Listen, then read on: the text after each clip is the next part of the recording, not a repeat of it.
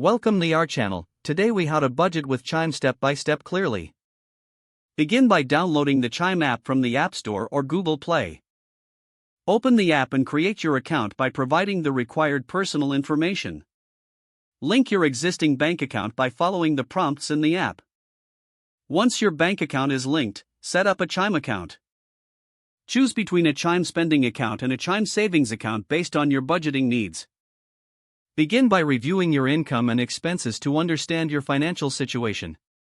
Utilize the app's automatic budgeting features to track your spending in real time. Set specific financial goals by using the goal setting feature within the app. Allocate funds to your Chime savings account for your savings goals. Monitor your spending categories, which are automatically organized by the app. Adjust your spending as needed based on the insights provided by the app.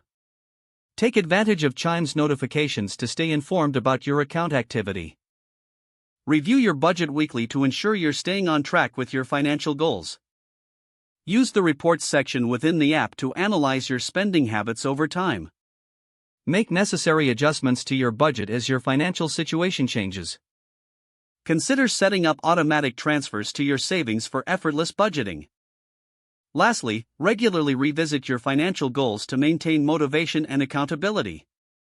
If the page does not load, refresh the browser or try again in a private or incognito window. Make sure you are using the correct email address, then retype it carefully to avoid small typos.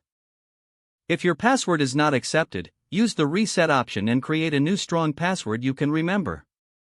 Check your spam folder for verification or security emails, then complete any requested confirmation steps.